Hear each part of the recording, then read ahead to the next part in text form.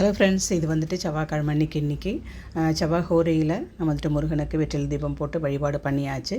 இது வந்து என்னுடையது 4வது வார வெற்றிலை தீபம். நல்லபடியாக போயிட்டுருக்கு. இது வந்து லைஃப் லாங் போடணும்னு நினச்சிட்ருக்கேன். இத்தனை வாரம் தான் போடணும் அப்படின்றது வேண்டாம். வேண்டுதல் வந்து என்னுடைய வேண்டுதல் வந்து முருகன்கிட்ட வச்சுட்டேன். அது வந்து கண்டிப்பாக நடக்கும். நடந்ததுக்கப்புறம் அதை வந்து ஸ்டாப் பண்ணாமல் கண்டினியூஸாக நான் வந்துட்டு எத்தனை வருஷம் நம்ம இது போட முடியுதோ அத்தனை லைஃப் லாங் இது வந்து போடணும்னு நினச்சிட்ருக்கேன்.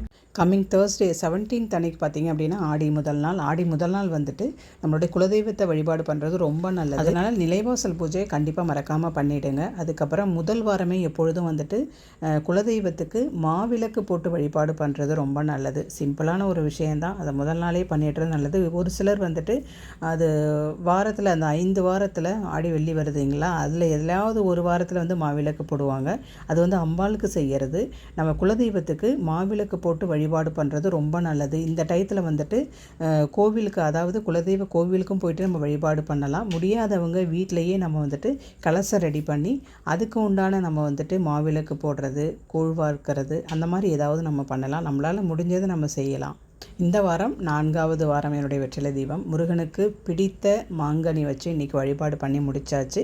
அதுவும் ஹோரையில் தான் நான் எப்பொழுதும் வெற்றிலை தீபம் போடுறேன். ரொம்ப சிம்பிளாக ஆனாலும் ரொம்ப பக்தியோடு இன்றைக்கி வந்துட்டு கந்தசஷ்டி கவசம் எல்லாத்தையும் படித்து முடித்து என்னுடைய வேண்டுதலும் வச்சு முருகன்கிட்ட வழிபாடு பண்ணியிருக்கேன். ஒரு சிலர் வந்து நம்ம சேனலில் பார்த்துட்டு நிறைய பேர் இப்போ வெற்றிலை தீபம் போட ஆரம்பிச்சிருக்கீங்க. ரொம்ப நல்லது. தொடர்ந்து பண்ணுங்கள்.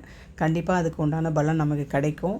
இது அதாவது நடக்கலையே அப்படின்னு சொல்லிட்டு எதுவும் ஸ்டாப் பண்ண வேண்டாம். கண்டிப்பாக கடவுளுக்கு தெரியும் எது எப்போ செய்யணும் அப்படிங்கிறது அவருக்கு கண்டிப்பாக தெரியும். அதனால் உங்களோட வேண்டுதலை தொடர்ந்து செஞ்சுக்கிட்டே இருங்க. அதுக்கான பலன் நமக்கு கண்டிப்பாக கிடைக்கும். முக்கியமான நாட்களில் கிருத்திகை, சஷ்டி இந்த மாதிரி நாட்களில் முருகனுக்கு அபிஷேகம் பண்ணலாம். மற்ற நாட்களில் நம்ம வந்து இந்த மாதிரி செவ்வாய்க்கிழமைகளில் தீபம் போட்டு வழிபாடு பண்ணுறது நல்லது. பெருசாக நிறைய ஃபோட்டோஸ் வச்சு நிறைய சிலைகள் வச்சு வழிபாடு பண்ணணும் அப்படின்லாம் இல்லை. நம்மக்கிட்ட என்ன இருக்கோ அதை வச்சு வழிபாடு பண்ணுங்கள். மனசார கேளுங்க, அதுதான் நல்லது.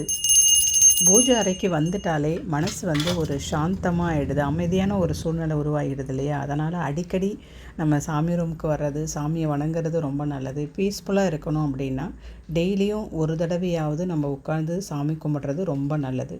மீண்டும் ஒரு அடுத்த வீடியோவில் சந்திக்கலாம். தேங்க்யூ.